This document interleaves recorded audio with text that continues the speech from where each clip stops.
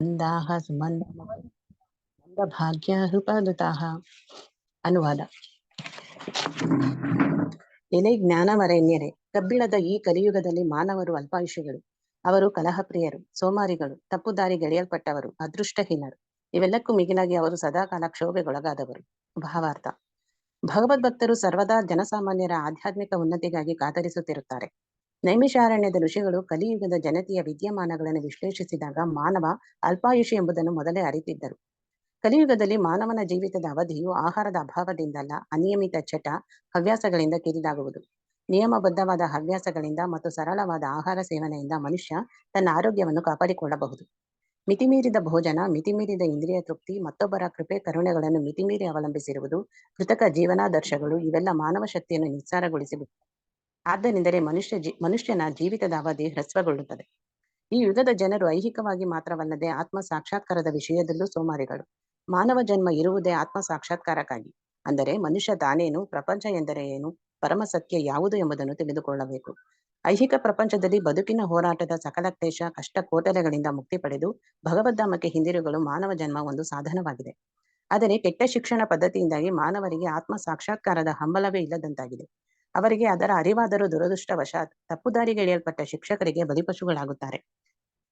ಈ ಯುಗದಲ್ಲಿ ಮಾನವರು ವಿವಿಧ ರಾಜಕೀಯ ಅಭಿಪ್ರಾಯಗಳಿಗೆ ಮತ್ತು ರಾಜಕೀಯ ಪಕ್ಷಗಳಿಗೆ ಮಾತ್ರವೇ ಬಲಿಪಶುಗಳಾಗಿಲ್ಲ. ವಿವಿಧ ಬಗೆಯ ಇಂದ್ರಿಯ ತೃಪ್ತಿ ಸೆಳೆತಗಳು, ಸಿನಿಮಾ, ಕ್ರೀಡೆ, ಜೂಜು, ಕ್ಲಬ್ಬುಗಳು, ಲೌಕಿಕ ಗ್ರಂಥಾಲಯಗಳು, ದುಷ್ಟ ಸಹವಾಸ, ಧೂಮಪಾನ, ಮದ್ಯಪಾನ, ಮೋಸ ಮಾಡುವುದು, ಕದಿಯುವುದು, ಕಾದಾಡುವುದು ಇಂತಹವುಗಳೆಲ್ಲ ಕಲಿಯುಗದ ಮಾನವನನ್ನು ಆಹುತಿ ತೆಗೆದುಕೊಳ್ಳುತ್ತಿದೆ.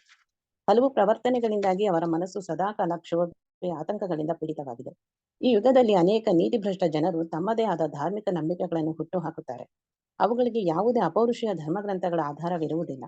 ಅನೇಕ ವೇಳೆ ಇಂದ್ರಿಯ ತೃಪ್ತಿಯ ದಾಸಾನುದಾಸರಾಗಿರುವ ಜನರು ಇಂತಹ ಸಂಸ್ಥೆಗಳಿಂದ ಆಕರ್ಷಿತರಾಗುತ್ತಾರೆ. ಪರಿಣಾಮವಾಗಿ ಧರ್ಮದ ಹೆಸರಿನಲ್ಲಿ ನಾನಾ ರೀತಿಯ ಪಾಪಕೃತ್ಯಗಳು ನಡೆಯುತ್ತವೆ.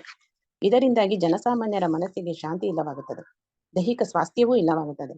ವಿದ್ಯಾರ್ಥಿ ಸಮುದಾಯದ ಅಂದರೆ ಬ್ರಹ್ಮಚಾರಿಗಳ ಪರಿಪಾಲನೆಯಾಗುತ್ತಿಲ್ಲ, ಬ್ರಹ್ಮಚರ್ಯವನ್ನು ಪಾಲಿಸುತ್ತಿಲ್ಲ. ಸಂಸಾರಸ್ಥರು ಗೃಹಸ್ಥಾಶ್ರಮದ ನೀತಿ ನಿಯಮಾವಳಿಗಳನ್ನು ಪಾಲಿಸುತ್ತಿಲ್ಲ. ಇದರ ಪರಿಣಾಮವಾಗಿ ಇಂತಹ ಗೃಹಸ್ಥಾಶ್ರಮಗಳಿಂದ ಹೊರಬಂದು ವಾನಪ್ರಸ್ಥರು ಮತ್ತು ಸನ್ಯಾಸಿಗಳೆಂದು ಹೇಳಿಕೊಳ್ಳುವವರು ಕಟ್ಟುನಿಟ್ಟಿನ ಮಾರ್ಗಗಳಿಂದ ಸುಲಭವಾಗಿ ದಾರಿ ತಪ್ಪುತ್ತಾರೆ. ಕಲಿಯುಗದಲ್ಲಿ ಇಡೀ ವಾತಾವರಣ ಅಶ್ರದ್ಧೆಯಿಂದ ತುಂಬಿ ಹೋಗಿದೆ. ಮನುಷ್ಯರು ಈಗ ಆಧ್ಯಾತ್ಮಿಕ ಮೌಲ್ಯಗಳಲ್ಲಿ ಆಸಕ್ತಿ ಕಳೆದುಕೊಂಡಿದ್ದಾರೆ. ಲೌಕಿಕ ಇಂದ್ರಿಯ ತೃಪ್ತಿಯೇ ನಾಗರಿಕತೆಯ ಮಾನದಂಡವಾಗಿದೆ. ಇಂತಹ ಐಹಿಕ ಪ್ರಧಾನ ನಾಗರಿಕತೆಯ ಪಾಲನೆ ಪೋಷಣೆಗಾಗಿ ಮಾನವ ಸಂಕೀರ್ಣ ರಾಷ್ಟ್ರಗಳನ್ನು, ಸಮುದಾಯಗಳನ್ನು ಸೃಷ್ಟಿಸಿದ್ದಾರೆ. ಹಾಗೂ ಈ ವಿಭಿನ್ನ ಗುಂಪುಗಳ ನಡುವೆ ಶೀತಲ ಸಮರಗಳು, ಘೋರ ಯುದ್ಧಗಳು ಸತತವಾಗಿ ನಡೆಯುತ್ತಿವೆ.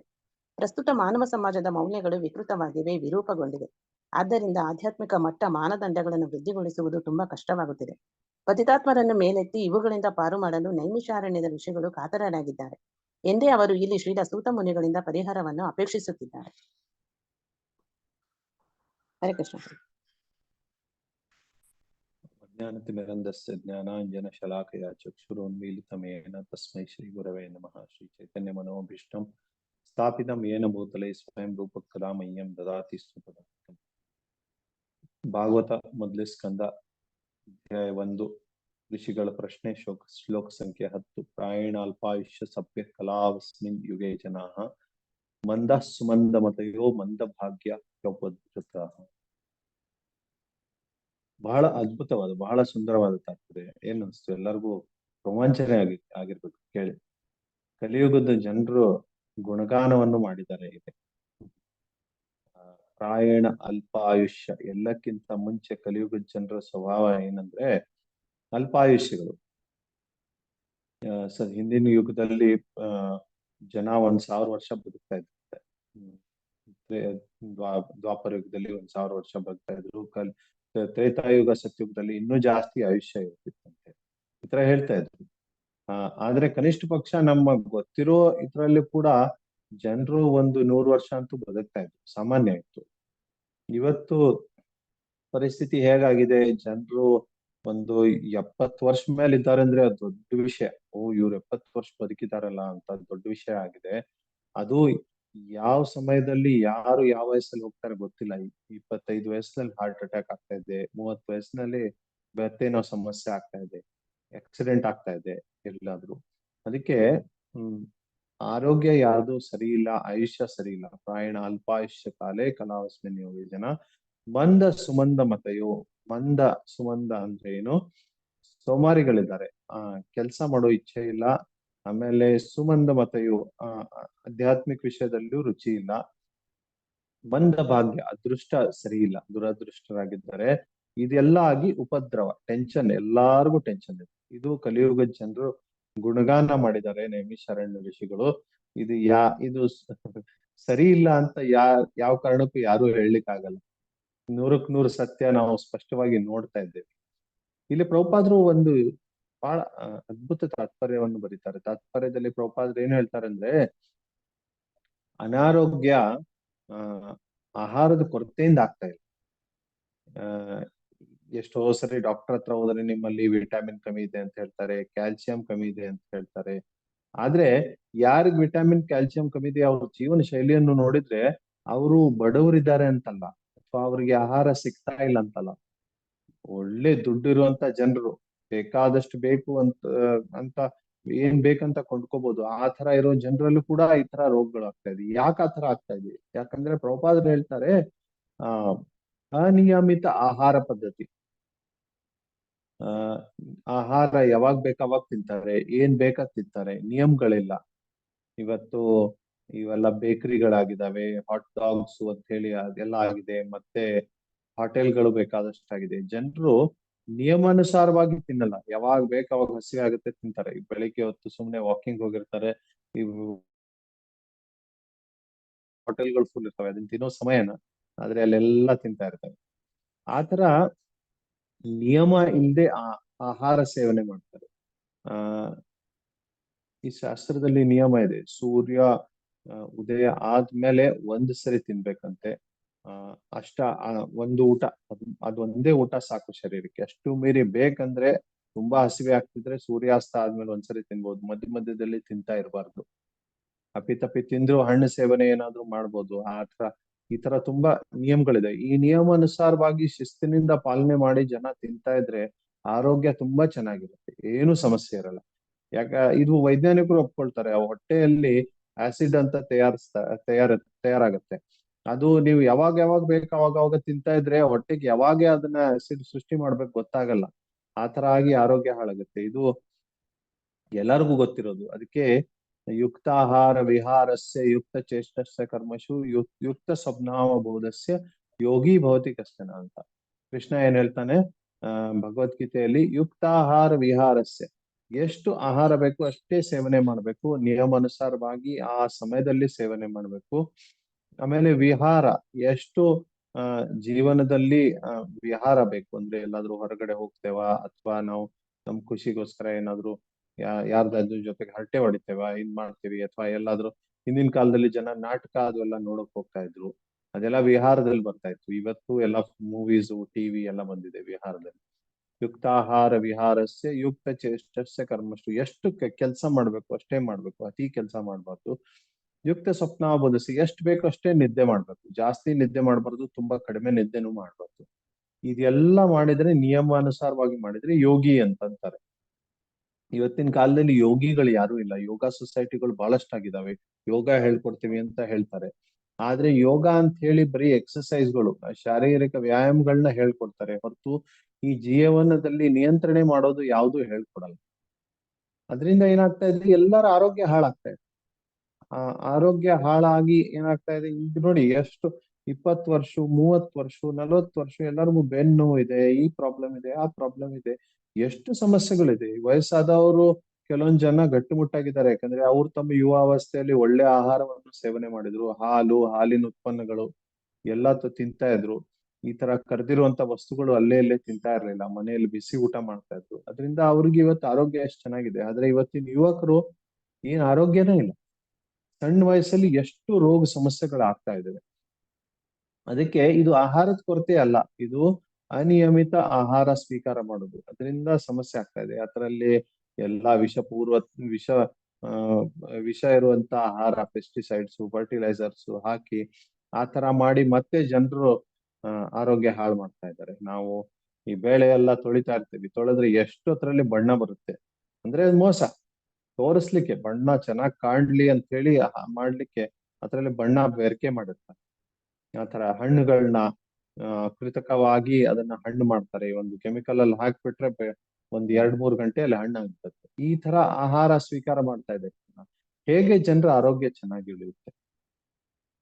ಆ ಪ್ರಭುಪಾದ್ರು ಇಲ್ಲಿ ಏನ್ ಹೇಳ್ತಾರೆ ಅಂದ್ರೆ, ಸರಳ ಆಹಾರ, ಸಿಂಪಲ್ ಫುಡ್, ಸರಳ ಆಹಾರ ಸ್ವೀಕಾರ ಮಾಡಿ. ತುಂಬಾ ಬಹಳ ದೊಡ್ಡ ಈ ತರ ಇವತ್ತಿನ ಕಾಲದಲ್ಲಿ ಕೇಕ್ಸ್ ಬರುತ್ತೆ, ಪಿಜ್ಜಾ ಬರುತ್ತೆ, ಬರ್ಗರ್ ಬರುತ್ತೆ, ಈ ತರ ಎಷ್ಟು ದೊಡ್ಡ ದೊಡ್ಡ ವಿಚಿತ್ರವಾದ ಆಹಾರಗಳು ಬರ್ತಾ ಇದೆ. ಕೋಕಾ ಕೋಲಾ, ಅವು ಯಾವ ಆರೋಗ್ಯಕ್ಕೆ ಒಳ್ಳೇದಲ್ಲ. ನೀವು ಕೋಕಾ ಕೋಲಾದಿಂದ ನಿಮ್ಗೆ ಏನ್ ತೃಪ್ತಿ ಸಿಗುತ್ತೆ, ಅದೇ ತೃಪ್ತಿ ಒಂದ್ ಎಳ್ನೀರ್ ಕುಡಿದ್ರು ಸಿಗುತ್ತೆ. ಆದ್ರೆ ಆ ಎಳ್ನೀರು ಆರೋಗ್ಯ ವರ್ಧನೆ ಎಷ್ಟು ಮಾಡುತ್ತೆ? ಕೋಕಾ ಕೋಲಾದಲ್ಲಿ ಆರೋಗ್ಯ ವರ್ಧನೆ ಇಲ್ಲ. ಅದಕ್ಕೆ ಆಶ್ಚರ್ಯ ನೋಡಿ, ಎಳ್ನೀರಿನ ರೇಟ್ ಪ್ರತಿ ವರ್ಷ ಜಾಸ್ತಿ ಆಗ್ತಾ ಇದೆ. ಕೋಕಾ ಕೋಲಾ ಎಷ್ಟು ವರ್ಷ ಆದ್ರೂ ಅಷ್ಟೇ ಇದೆ. ನಾನು ಚಿಕ್ಕವನಿದ್ದಾಗ ನೋಡ್ತಾ ಇದ್ದೆ, 15 ರೂಪಾಯಿಗೆ ಬಾಟಲ್ ಸಿಗ್ತಾ ಇತ್ತು, ಇವಾಗೂ 15 ರೂಪಾಯಿಗೆ ಸಿಗ್ತಾ ಇದೆ. ಇಷ್ಟು ಇದಾಗಿದೆ. ಯಾಕಂದ್ರೆ ಅದನ್ನ ತಗೊಳ್ಳೋಂತ ಜನರು ಮೂರ್ಖರಿದ್ದಾರೆ. ಅವ್ರಿಗೆ ಅದ್ರ ಬೆಲೆ, ಅದರಿಂದ ಎಷ್ಟು ಆರೋಗ್ಯ ಹಾಳಾಗುತ್ತೆ ಅಂತ ಗೊತ್ತಾಗ್ತಾ ಇಲ್ಲ. ಅದಕ್ಕೆ ಆ ಯಾವ್ದು ಆರೋಗ್ಯಕ್ಕೆ ಒಳ್ಳೇದು, ಯಾವ್ದು ಆರೋಗ್ಯಕ್ಕೆ ಒಳ್ಳೇದಲ್ಲ, ಅದು ಕೂಡ ಜ್ಞಾನ ಇಲ್ಲ ಇವತ್ತು. ಅಧ್ಯಾತ್ಮ ಬಿಟ್ಬಿಡಿ, ಭಗವಂತ ಬಿಟ್ಬಿಡಿ. ಭಗವಂತ ಎಲ್ಲಿದ್ದಾನೆ, ಭಗವಂತನನ್ನ ಅರ್ಥ ಮಾಡ್ಕೊಳ್ಳಿಕ್ಕೆ ಏನ್ ಜ್ಞಾನ ಬೇಕು? ಇವಾಗ ನಾವು ಚರ್ಚೆ ಮಾಡಿದ್ವಿ ಹಿಂದಿನ ಅಧ್ಯಾಯಗಳಲ್ಲಿ, ಹಿಂದಿನ ಶ್ಲೋಕಗಳಲ್ಲಿ. ವೇದ ತಿಳ್ಕೊಬೇಕಂದ್ರೆ ಏನೇನ್ ಇರ್ಬೇಕು, ವೇದಾಂಗಗಳು ಏನಿದಾವೆ, ಆಮೇಲೆ ಷಡ್ ದರ್ಶನ ಅಂದ್ರೆ ಏನಿದೆ, ವೇದಾಂತ ಅಂತ ಏನಿದೆ, ಇಷ್ಟು ಜಟಿಲ ವಿಷಯಗಳನ್ನ ಚರ್ಚೆ ಮಾಡಿದ್ವಿ ನಾವು. ಇದೆಲ್ಲ ತಿಳ್ಕೊಂಡವ್ರು ವ್ಯಾಸಾಸನ ಮೇಲೆ ಕುತ್ಕೋಬೇಕು. ಇಲ್ಲೇ ಅದ್ ಬಿಟ್ಬಿಡಿ, ಏನು ತಿನ್ಬೇಕು ಆ ಜ್ಞಾನ ಕೂಡ ಜನರಿಗಿಲ್ಲ. ಎಷ್ಟು ಅಜ್ಞಾನ ಇರ್ಬೋದು ನೋಡಿ ಇವತ್ತಿನ ಸಮಾಜದಲ್ಲಿ. ಅದ್ ಹೇಗೆ ನೀವು ಪ್ರಗತಿಶೀಲ ಸಮಾಜ, ವೈಜ್ಞಾನಿಕವಾದ ಸಮಾಜ ಅಂತ ಹೇಗಂತೀರಿ? ಆಶ್ಚರ್ಯ ಆಗ್ತದೆ. ಇವತ್ತು ಎಷ್ಟು ಡೆವಲಪ್ಮೆಂಟ್ ಆಗಿದೆ ರೀ, ಎಷ್ಟು ಸೈನ್ಸ್ ಎಲ್ಲ ಮುಂದೋಗಿದೆ ಹೇಳ್ತಾರೆ. ಏನ್ ಸೈನ್ಸ್ ಮುಂದೆ? ಆಶ್ಚರ್ಯ ಆಗುತ್ತೆ. ಸೈನ್ಸ್ ಮುಂದೋಗಿದ್ರೆ ಜನರ ಆಹಾರ ಆದ್ರೂ ಚೆನ್ನಾಗಿರ್ತಾ ಇತ್ತಲ್ಲ. ಕನಿಷ್ಠ ಪಕ್ಷ ಒಳ್ಳೆ ಆಹಾರ ತಿಂತಾ ಇದ್ವಿ ನಾವು. ಯಾಕಂದ್ರೆ ಮನುಷ್ಯನಿಗೆ ಮುಖ್ಯವಾಗಿ ಬೇಕಾಗಿದ್ದೇನು? ಆಹಾರ, ಒಂದು ಇರ್ಲಿಕ್ಕೆ ಒಂದು ಮನೆ, ಬಟ್ಟೆ ಹಾಕೊಳಿಕ್ ಬೇಕು. ಇವು ಆಧಾರಭೂತ ಅವಶ್ಯಕತೆಗಳು ಸ್ತರ ಕೂಡ ಜಾಸ್ತಿ ಆಗಿಲ್ಲ ಹೊರತು ಕಡಿಮೆ ಆಗ್ತಾ ಇದೆ. ಅದೇಗೆ ಇದು ಪ್ರಗತಿಶೀಲ ಸಮಾಜ? ಪ್ರಭುಪಾದ್ ಪದೇ ಪದೇ ಖಂಡನೆ ಮಾಡ್ತಿದ್ರು, ಇದು ಪ್ರಗತಿಶೀಲ ಸಮಾಜ ಅಲ್ಲ. ಇದು ಪ್ರಗತಿಶೀಲ ಸಮಾಜವಾಗಿದ್ರೆ ನಮ್ಮ ಜೀವನ ಶೈಲಿ ಸುಧಾರಣೆ ಆಗ್ಬೇಕು. ಅದಕ್ಕೆ ಯಾವ ಕಾರಣಕ್ಕೂ ಯಾರಾದ್ರೂ ತುಂಬಾ ಡೆವಲಪ್ಮೆಂಟ್ ಆಗಿದೆ ಅಂತ ಹೇಳಿದ್ರೆ ಅದು ಭ್ರಮೆ. ಏನು ಡೆವಲಪ್ಮೆಂಟ್ ಆಗ್ತಾ ಇಲ್ಲ ಸಮಾಜದಲ್ಲಿ. ಡೆವಲಪ್ಮೆಂಟ್ ಆಗ್ತಾ ಇದ್ರೆ ಜನರ ಆರೋಗ್ಯ ಇನ್ನೂ ಸುಧಾರಿಸ್ಬೇಕಾಗಿತ್ತು. ಆಹಾರ ಸರಿ ಇಲ್ಲ, ಯಾವ ಸಮಯ ತಿನ್ಬೇಕು ಅನ್ನೋದು ಗೊತ್ತಿಲ್ಲ ಜನರಿಗೆ. ಆ ಅಜ್ಞಾನ ಇದೆ, ಪೂರ್ತಿ ಅಜ್ಞಾನ. ಯಾರು ಹೇಳ್ತಾ ಇಲ್ಲ. ಈಗ ಏನೇ ಸಮಸ್ಯೆ ಆಯ್ತು, ಬೆನ್ನೋವು ಆಯ್ತು, ಇದಾಯ್ತು, ಆಯ್ದಾಯ್ತು, ಎಷ್ಟೋ ಜನರಿಗೆ ಮಕ್ಳು ಹುಟ್ಸೋದ್ ಕಷ್ಟ ಆಗ್ತಾ ಇದೆ, ಕನ್ಸೀವ್ ಆಗ್ತಾ ಇಲ್ಲ. ಹಿಂದಿನ ಕಾಲದಲ್ಲಿ ಒಂದೊಂದು ಸ್ತ್ರೀಗೆ 10 ಮಕ್ಳು ಇರೋದು ಸಾಮಾನ್ಯವಾಗಿರ್ತಾರೆ. ಮತ್ತೆ ಅವ್ರಿಗೆ ಗೌರವ ಇರ್ತಿತ್ತು, ನನಗೆ ಇಷ್ಟು ಮಕ್ಕಳನ್ನ ಹುಟ್ಟಿಸಿದ್ದೇನೆ ನಾನು ಅಂತದ್ದು ಇರ್ತಿತ್ತು. ಆದ್ರೆ ಇವತ್ತು ಒಂದು ಮಗು ಹುಟ್ಟಿಸ್ಲಿಕ್ಕೆ, ಕನ್ಸೀವ್ ಆಗ್ಲಿಕ್ಕೆ ಎಷ್ಟೋ ಪ್ರಾಬ್ಲಮ್ ಆಗಿದೆ. ಅದಕ್ಕೆ ಈ IVF ಸೆಂಟರ್ಗಳು ಉದ್ಧಾರ ಆಗ್ತಾ ಇದಾವೆ. ಯಾಕೆ? ಅವ್ರೇನ್ ಹೇಳ್ತಾರೆ, ನೀವು ಆಹಾರ ಸರಿಯಾಗಿ ತಿನ್ನಿ, ಕಡಿಮೆ ತಿನ್ನಿ, ಇದ್ ಮಾಡಿ ಅಂತ ಈ ತರ ಉಪಾಯಗಳನ್ನ ಹೇಳಿ ಕನ್ಸೀವ್ ಮಾಡಿಸ್ಲಿಕ್ಕೆ, ಅಂದ್ರೆ ಗರ್ಭಿಣಿ ಆಗಿಸ್ಲಿಕ್ಕೆ ಅವರು ಮಾರ್ಗದರ್ಶನ ಕೊಡ್ತಾರೆ. ಅದರಿಂದ ಅವ್ರದ್ದು ಉದ್ಧಾರ ಆಗ್ತಾ ಇದೆ. ಈ ಪರಿಸ್ಥಿತಿ ಹಿಂದಿನ ಕಾಲದಲ್ಲಿ ಮನೆಯಲ್ಲಿ ಹಿರಿಯರು ಇರ್ತಿದ್ರು, ಆ ಹಿರಿಯರ ಮಾರ್ಗದರ್ಶನದಲ್ಲಿ ನಡೀತಾ ಇತ್ತು. ಇವತ್ತು ಅದು ಕೂಡ ಇಲ್ಲ. ಎಲ್ಲ ನ್ಯೂಕ್ಲಿಯರ್ ಫ್ಯಾಮಿಲೀಸ್ ಅಂತ ಹೇಳಿ ಎಲ್ಲರೂ ಸ್ವತಂತ್ರವಾಗಿರ್ತಾ ಇದ್ದಾರೆ. ಯಾವ ಸಮಯದಲ್ಲಿ ತಿನ್ಬೇಕು, ಯಾವ ಸಮಯದಲ್ಲಿ ಏನ್ ಮಾಡ್ಬೇಕು, ಮತ್ತೆ ಇಷ್ಟು ಅನಾವಶ್ಯಕವಾಗಿ ದುಡಿತಾ ಇದ್ದಾರೆ. ಆರ್ಟಿಫಿಷಿಯಲ್ ಸ್ಟ್ಯಾಂಡರ್ಡ್ಸ್ ಆಫ್ ಲೈಫ್ ಅಂತ ಪ್ರಭುಪಾದರು ಬರ್ತಾರೆ. ಕೃತಕ ಜೀವನ ಶೈಲಿ. ಕೃತಕ ಜೀವನ ಶೈಲಿ ಅಂದ್ರೆ ಏನು? ನಮಗೆ ಸೌಲಭ್ಯಗಳು ಬಹಳಷ್ಟು ಬೇಕು. ಕರ್ಲಾನ್ ಮ್ಯಾಟ್ರೆಸ್ ಬೇಕು. ಹಿಂದಿನ ಕಾಲದಲ್ಲಿ ಚಾಪಿ ಮೇಲೆ ಮಲಗ್ತಾ ಇದ್ರು. ಈ ಮ್ಯಾಟ್ರೆಸ್ ತುಂಬಾ ಚೆನ್ನಾಗಿರುತ್ತೆ, ತುಂಬಾ ಸಾಫ್ಟ್ ಇರುತ್ತೆ. ಆ ತರ ಮಾಡಿ ಏನೇನೋ ಮಾಡಿ ಹೇಗೋ ಮಾಡಿ ದುಡ್ಡು ಖರ್ಚು ಮಾಡಿಸ್ಲಿಕ್ಕೆ ಹಚ್ತಾರೆ. ಸೋಫಾ, ಕಾಟು, ಅದು ಇದು, ಓವನ್, AC. ಮೊದ್ಲು ಸೆಕೆ ಜಾಸ್ತಿ ಆಗ್ತಾ ಇದೆ ಈ ಕಾರ್ಖಾನೆಗಳಿಂದ. ಆ ಸೆಕೆಯನ್ನು ಕಡಿಮೆ ಮಾಡ್ಲಿಕ್ಕೆ AC ಅನ್ನು ಹಾಕ್ತಾರೆ, AC ಕಾರ್ಗಳನ್ನ ಹಾಕ್ತಾರೆ. ಇಷ್ಟು ಎಲ್ಲದಕ್ಕೋಸ್ಕರ ದುಡ್ಡು ಖರ್ಚು ಮಾಡ್ಬೇಕು. ಆ ಖರ್ಚು ಮಾಡಿರುವಂತ ದುಡ್ಡು ಏನಾಗ್ತಿದೆ, ಅದಕ್ಕೋಸ್ಕರ ಏನಾಗ್ತದೆ, ಇಷ್ಟು ದುಡ್ಡು ಬೇಕೇ ಬೇಕು ಪ್ರತಿ ತಿಂಗಳು. ಅಷ್ಟು ದುಡ್ಡು ಪ್ರತಿ ತಿಂಗಳು ಬೇಕೇ ಬೇಕಂದ್ರೆ ಅದಕ್ಕೋಸ್ಕರ ಇಷ್ಟು ಸಮಯ ದುಡಿಲೇಬೇಕು. ಅದಕ್ಕೆ ಒಬ್ಬ ಗಂಡನ್ ದುಡಿಮೆ ಸಾಕಾಗಲ್ಲ, ಹೆಂಡತಿಗೂ ದುಡಿಲಿಕ್ಕೆ ಕಳಿಸ್ತಾನೆ. ಈಗ ಒಂದು ಮನೆ ಬೇಕಂದ್ರೆ, ಒಂದು ಕೋಟಿ ಒಳಗಡೆ ಏನ್ ಸಿಗಲ್ಲ. 1 ಕೋಟಿಗೋಸ್ಕರ 20 ವರ್ಷ ಸಾಲ ಗಂಡ ಹೆಂಡತಿ ಇಬ್ರು ಮಾಡ್ಬೇಕು. ಆ ಗಂಡ ಹೆಂಡತಿ ಇಬ್ರು ಸಾಲ ಮಾಡಿದ್ಮೇಲೆ ಇನ್ನ ಇಷ್ಟು 10 ಗಂಟೆ ದುಡಿಬೇಕಿಬ್ರು. ಇಬ್ರು 10 ಗಂಟೆ ದುಡಿಬೇಕಂದ್ಮೇಲೆ ಅವರಿಗೆ ಅಡಿಗೆ ಮಾಡಕ್ಕೆ ಸಮಯ ಎಲ್ಲಿ ಸಿಗುತ್ತೆ? ಅಡಿಗೆ ಮಾಡಕ್ಕೆ ಅವ್ರಿಗೆ ಸಮಯ ಸಿಗ್ಲಿಲ್ಲ ಅಂದ್ರೆ ಏನಾಗುತ್ತೆ, ಎಲ್ಲ ಹೋಟೆಲ್ಗಳು ಉದ್ಧಾರ ಆಗ್ತವೆ, ಎಲ್ಲ ಅಲ್ಲಿಂದ ತರಿಸ್ತಾರೆ, ಕೊಡ್ತಾರೆ. ಅದರಿಂದ ಮಕ್ಕಳು ಇರೋ 1 ಮಗು ಇರುತ್ತೆ, 2 ಮಕ್ಕಳು ಇರೋದು ಅಪರೂಪ. ಬಹಳ ಕಡಿಮೆ ಜನರಿಗೆ 2 ಮಕ್ಕಳು ಇರ್ತವೆ, ಸಾಮಾನ್ಯವಾಗಿ 1 ಮಗು ಇರುತ್ತೆ. ಆ 1 ಮಗು ಆರೋಗ್ಯ ಕೂಡ ನೋಡ್ಕೊಳಕ್ ಆಗ್ತಾ ಇಲ್ಲ, ಅದಕ್ಕೂ ಒಳ್ಳೆ ಆಹಾರ ಕೊಡ್ಲಿಕ್ಕೆ ಆಗ್ತದೆ. ಏನ್ ಪ್ರಯೋಜನ? ಈ ತರ ಜೀವನ ಶೈಲಿಯಿಂದ ಏನ್ ಪ್ರಯೋಜನ ಆಗ್ತದೆ? ಇದರಿಂದ ಪ್ರಭುಪಾದ್ರು ಹೇಳ್ತಾರೆ, ನಮ್ಮ ಜೀವಸತ್ವ ಕಡಿಮೆ ಆಗ್ತಾ ಇದೆ, ಶರೀರದಿಂದ ಜೀವಸತ್ವ ಹೋಗ್ಬಿಡುತ್ತೆ. ನೋಡಿ ಎಷ್ಟು ಚೆನ್ನಾಗಿ ಪ್ರಭುಪಾದ್ರು ಇದನ್ನ ಹೇಳಿದ್ದಾರೆ. ಈ ಜೀವಸತ್ವ ಹೋಗಿರೋ ಕಾರಣದಿಂದ ಸಾವಿರಾರು ರೋಗಗಳಿಗೆ ಶರೀರ ಇದು ಕಾರಣ ಆಗುತ್ತೆ. ಸಾವಿರಾರು ರೋಗಗಳು ನಮ್ಮ ಶರೀರದಲ್ಲಿ ಬರ್ತವೆ. ಈ ಜೀವಸತ್ವ ಹೋಗಿರೋ ಇನ್ನೊಂದು ಪರಿಣಾಮ ಏನಾಗುತ್ತೆ ಅಂದ್ರೆ ಜನರು ಆಲಸ್ಯ ತುಂಬಾ ಆಗುತ್ತೆ. ಆಲಸ್ಯ ಇರೋದ್ರಿಂದ ಅವ್ರಿಗೆ ಕೆಲಸ ಮಾಡ್ಲಿಕ್ಕೆ ಆಗಲ್ಲ. ಇವತ್ತಿನ ಕಾಲದಲ್ಲಿ ಜನರಿಗೆ ಕೆಲಸ ಮಾಡ್ಲಿಕ್ಕೆ ಆಗಲ್ಲ. ಹಿಂದಿನ ಕಾಲದಲ್ಲಿ ಗಂಟೆಗಳ ಒಂದ್ಸರ್ತಿ ಒಂದ್ ಹೆಣ್ಣು ಸ್ನಾನ ಮಾಡ್ಕೊಂಡ್ ಬಂದ್ರೆ ಬೆಳಿಗ್ಗೆ ಮಧ್ಯಾಹ್ನ 1:30-2 ಗಂಟೆ ತನಕ ಅಡಿಗೆ ಮನೆಯಲ್ಲಿ ಫಿಕ್ಸ್. ಎಷ್ಟು ತಿನ್ನೋರು ಎಷ್ಟು ಜನ ಇರ್ತಾರೆ ಮನೆಯಲ್ಲಿ? 10-15 ಜನ ಇರ್ತಾರೆ ತಿನ್ಲಿಕ್ಕೆ. ಅದಾದ್ಮೇಲೆ ಅತಿಥಿಗಳು ಬರ್ತಾ ಇರ್ತಾರೆ. ಪ್ರತಿದಿನ ಯಾವತ್ತಾದ್ರೂ ದಿನ 40-50 ಜನ ಬಂದ್ರು ಆ ಹೆಂಗಸರಿಗೆ ಏನ್ ಟೆನ್ಷನ್ ಆಗ್ತಾ ಇರ್ಲಿಲ್ಲ, ಅಷ್ಟು ಗಟ್ಟಿಯಾಗಿರ್ತಿದ್ರು ಅವ್ರು, ಕೆಲಸ ಮಾಡ್ತಿದ್ರು, ಚಪಾತಿಗಳನ್ನ ರೊಟ್ಟಿಗಳನ್ನ ಮಾಡ್ತಾ ಇದ್ರು. ಇವತ್ತು ಅದು ಹೇಗೆ, ಆಗಿನ ಕಾಲದಲ್ಲಿ ಈ ತರ ರೆಡಿಮೇಡ್ ಆಟ ಸಿಗ್ತಾ ಇರ್ಲಿಲ್ಲ, ಆಶೀರ್ವಾದ ಆಟ. ಎಲ್ಲಕ್ಕಿಂತ ಮುಂಚೆ ಬೆಳಗ್ಗೆ ಎದ್ದು ಅದು ಬೀಸ್ಬೇಕು, ಭತ್ತ ಕುಟ್ಟಿ ಅಕ್ಕಿ ಮಾಡ್ಬೇಕು. ಆ ಅಕ್ಕಿ ಮಾಡಿ ಅದನ್ನ ಬೇಯಿಸಿ ಅದರಿಂದ ಚಪಾತಿ ಮಾಡಿ ಅದರಿಂದ ಅನ್ನ ಬೇಯಿಸಿ ಅಡಿಗೆ ಮಾಡಿ ಇದೆಲ್ಲ ಮಾಡಿದ್ಮೇಲೆ ಸಗಣಿ ಸಾರಿಸಿ ಕ್ಲೀನ್ ಮಾಡ್ಬೇಕು. ಯಾರಾದ್ರೂ ಇವತ್ತಿನ ಕಾಲದ್ದು ಅಮ್ಮಂದ್ರು ಕಲ್ಪನೆ ಮಾಡ್ಕೋಬಹುದಾ ಈ ತರ ಜೀವನ ಶೈಲಿ ನಾವು ಬಾಳ್ಬೋದೇನೋ ಅಂತ? ಎಷ್ಟು ಅದರಿಂದ ಇವತ್ತೇನಾಗ್ತಾ ಇದೆ, ಈ ತರ ಜೀವನ ಶೈಲಿ ಇಲ್ಲ. ಆದ್ರೆ ಆರೋಗ್ಯ ಬರ್ಲಿಕ್ಕೆ ಬೇರೆ ಏನಾಗಿದೆ, ಜಿಮ್ಗಳು ಬಂದು, ಜಿಮ್ ಅಲ್ಲಿ ಮೆಂಬರ್ಶಿಪ್, ವರ್ಷದಲ್ಲಿ ಇಷ್ಟು ಮೆಂಬರ್ಶಿಪ್ ತಗೊಳ್ಳಿ, ಬಂದು ಜಿಮ್ ಮಾಡಿ ಅಂತ ಹೇಳ್ತಾ ಇದ್ದಾರೆ. ಆತರ ಅಭಿವೃದ್ಧಿ ಆಗ್ತಾ ಇದೆ. ಇವತ್ತು ಮನೆಯಲ್ಲೇ ಜಿಮ್ ಇರ್ತಾ ಇತ್ತು, ಪ್ರತಿಯೊಂದು ಅಡಿಗೆ ಮನೆಯಲ್ಲಿ ಪ್ರತಿಯೊಂದು ಸ್ತ್ರೀಗೆ ಒಂದು ಜಿಮ್ ಇರ್ತಾ ಇತ್ತು.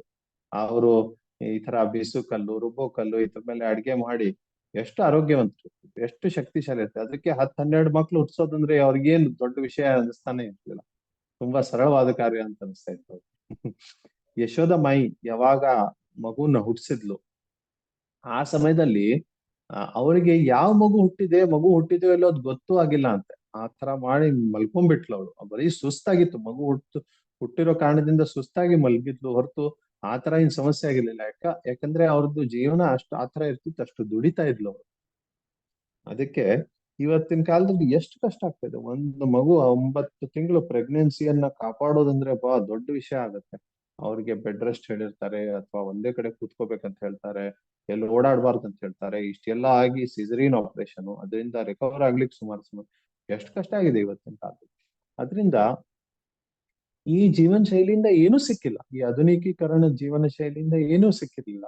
ಆಮೇಲೆ ಜನರು ಸೋಮಾರಿಗಳಾಗಿ ಆಧ್ಯಾತ್ಮಿಕ ಜೀವನದಲ್ಲೂ ರುಚಿ ತೋರಿಸ್ತಾ ಇಲ್ಲ. ಯಾಕಂದ್ರೆ ಇಲ್ಲಿ ಯಾವ ಸಮಾಜದಲ್ಲಿ ಭೂಕೆ ಪೇಟ್ ಭಜನ್ ನಾ ಹೋ ಗೋಪಾಲ ಅಂತ ಹಿಂದಿಯಲ್ಲಿ ಹೇಳ್ತಾರೆ. ಅಂದ್ರೆ ಮೊದ್ಲು ಚೆನ್ನಾಗಿ ತಿನ್ಲಿಕ್ಕೆ ಸಿಗ್ಲಿ, ಆಮೇಲೆ ಕೂತ್ಕೊಂಡು ಭಜನೆ ಮಾಡೋಣ ಅಂತ ಹೇಳ್ತಾರೆ. ಅಂದ್ರೆ ಹೇಳ್ತಾರೆ ಏನಂದ್ರೆ, ಎಲ್ಲಿವರೆಗೆ ನಿಮ್ಮ ಆಧಾರಭೂತ ಅವಶ್ಯಕತೆಗಳು ಪೂರ್ತಿ ಆಗಲ್ಲ ಅಲ್ಲಿವರೆಗೆ ನಿಮಗೆ ಟೈಮ್ ಸಿಗಲ್ಲ ಅಧ್ಯಾತ್ಮಕ್ಕೋಸ್ಕರ.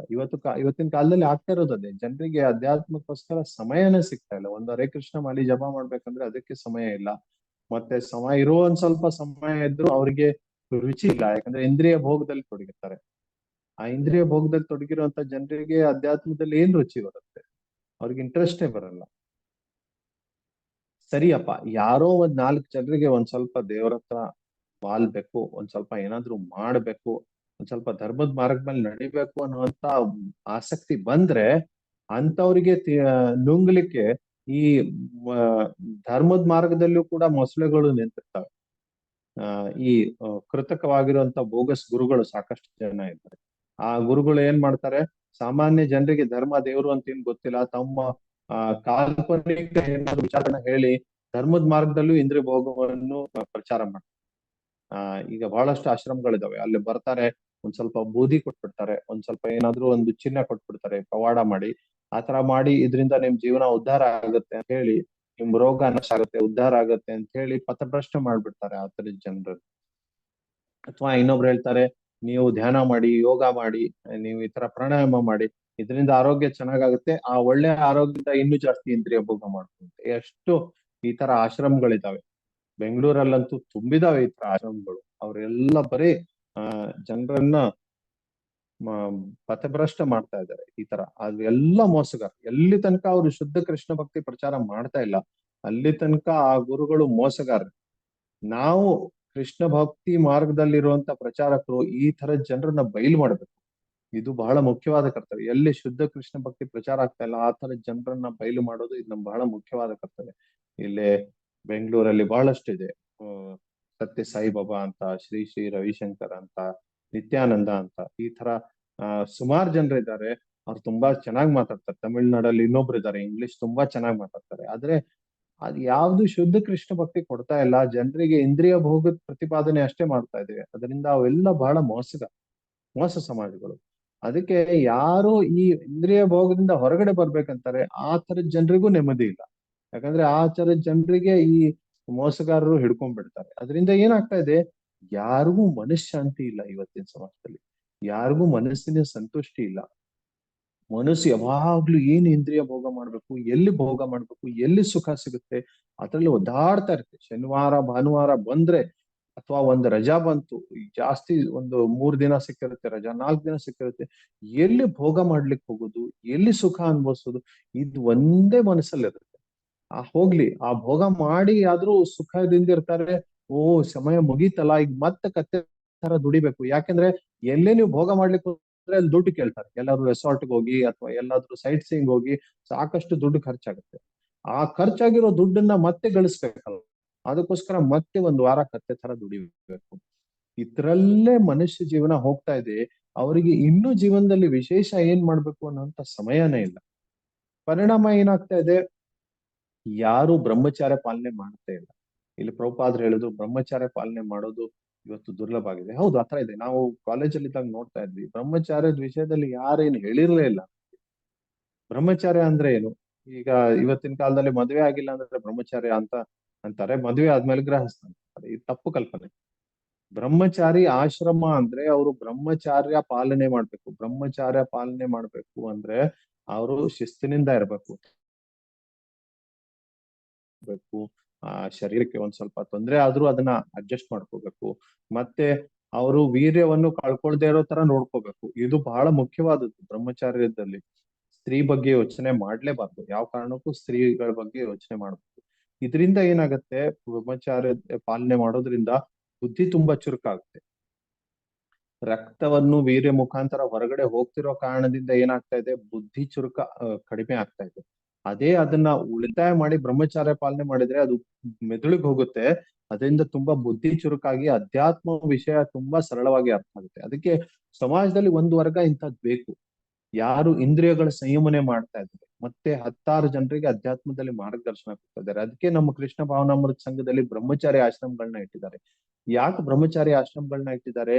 ಪ್ರತಿಯೊಬ್ಬ ವ್ಯಕ್ತಿ ವಿವಾಹಕ್ಕಿಂತ ಮುಂಚೆ ಬ್ರಹ್ಮಚಾರಿ ಆಶ್ರಮದಲ್ಲಿ ಇದ್ದು ಬ್ರಹ್ಮಚಾರಿ ನಿಯಮಗಳನ್ನ ಪಾಲಿಸ್ಬೇಕು. ಆ ತರ ಶಿಸ್ತಿನಿಂದ ಇರ್ಬೇಕು. ಯಾರಿಗೆ ಸಾಧ್ಯವಾಗುತ್ತೆ ಇಡೀ ಜೀವನ ಬ್ರಹ್ಮಚಾರಿಯಾಗಿ ಉಳಿರಿ. ಯಾಕೆ ಸಂಸಾರದಲ್ಲಿ ಸಿಕ್ಕಾಕೋಬೇಕು? ಸಂಸಾರದಲ್ಲಿ ಸಿಕ್ಕಾಕೊಂಡು ಏನ್ ಪ್ರಯೋಜನ? ನೀವು ಅದ್ರ ಬದಲು ಅದೇ ಶಕ್ತಿಯನ್ನ ಕೃಷ್ಣ ಭಾವನಾಮೃತ ಪ್ರಚಾರದಲ್ಲಿ ಹಾಕ್ಬೇಕು.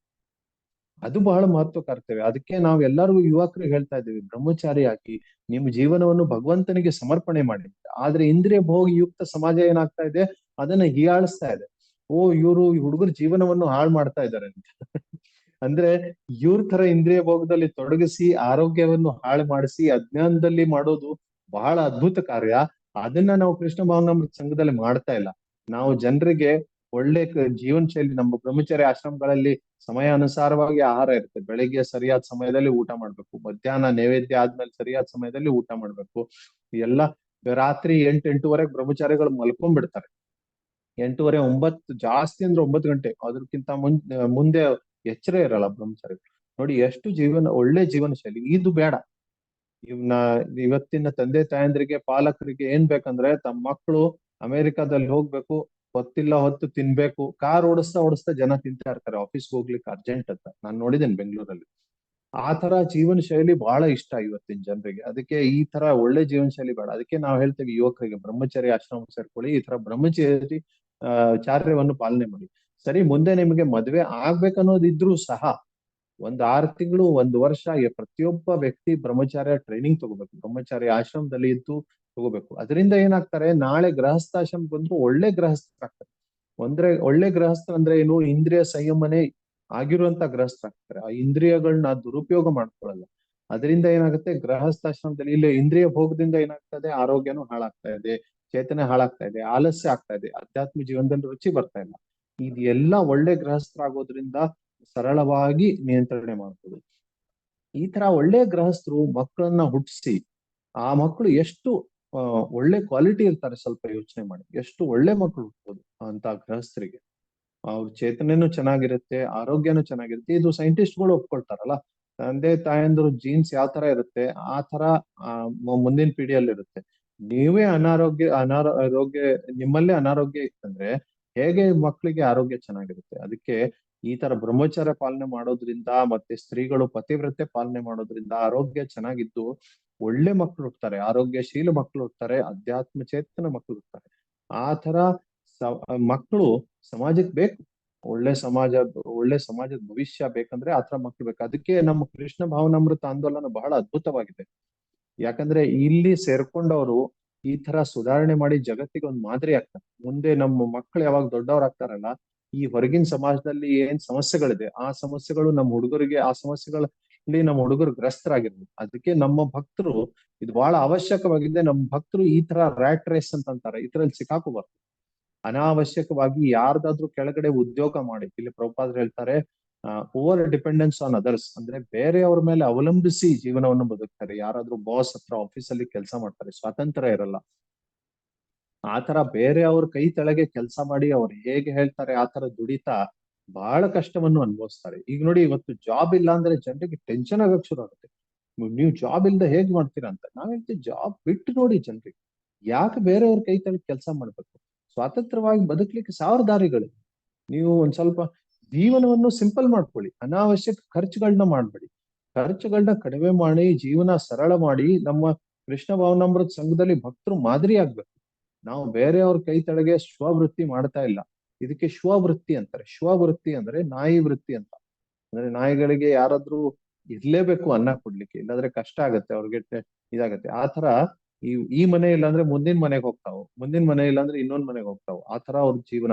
ಆತರ ಈಗ ಒಂದು IBM ಹೋಗ್ತೇವೆ ನಾವು, IBM ಅಲ್ಲಿ ಮಾಡ್ತಾ ಇರ್ತೀವಿ. ಈಗ ಅಲ್ಲಿಂದ ಹೊರಗೆ ಹಾಕಿದ್ರೆ ನಾಳೆ ನಾವು TCS ಹೋಗ್ಬೇಕು, TCS ಇಂದ ಹೊರಗೆ ಹಾಕಿದ್ರೆ ಇನ್ಫೋಸಿಸ್ ಹೋಗ್ಬೇಕು. ಈ ತರ ಜೀವನ ಶೈಲಿ ಆಗ್ಬಿಟ್ಟಿದೆ. ಈ ತರ ಜಾಬ್ ಇಲ್ಲ ಅಂದ್ರೆ ಹೇಗ್ ಬದುಕ್ಬೇಕು ಅನ್ನೋಂಥದ್ದಾಗಿದೆ. ಇಷ್ಟು ಅವಲಂಬನೆ ಆಗಿದೆ. ಈ ತರ ಇರಬಾರ್ದು. ವ್ಯಕ್ತಿಗಳು ಸ್ವಾತಂತ್ರ್ಯ ಅನುಭವ ಮಾಡ್ಬೇಕು. ಅದಕ್ಕೆ ನಮ್ಮ ಭಕ್ತರು ಈ ತರ ಮಾದರಿ ಆಗ್ಬೇಕು. ಜಾಬ್ ಬಿಟ್ಟು ಸ್ವಾತಂತ್ರ್ಯವಾಗಿ ಬದುಕ್ಲಿಕ್ಕೆ ನೋಡ್ಬೇಕು. ವಿಶೇಷವಾಗಿ ಬ್ರಾಹ್ಮಣ ವೃತ್ತಿಯಿಂದ ಬದುಕಿದ್ರೆ ಇನ್ನೂ ಅದ್ಭುತ.